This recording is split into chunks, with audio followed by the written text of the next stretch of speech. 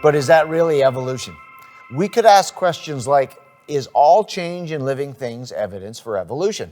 What kinds of changes are evidence for evolution? Are there types of changes that would not be evidence for evolution? So let's think for a moment about the type of change that evolution requires. Think of the story of evolution. Let's start with the single cell. Don't ask where that came from, but let's just start there. This cell is supposedly going to give rise to all of the life we see on Earth today. Now think of the genetic code required for that cell.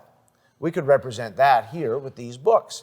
The cell would have needed the information for things like the thousands of components inside the cell.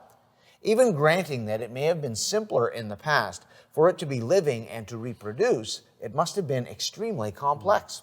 Right. Now, evolution says that the single cell went on, over millions of years, to evolve into a multicellular creature, for example, like this.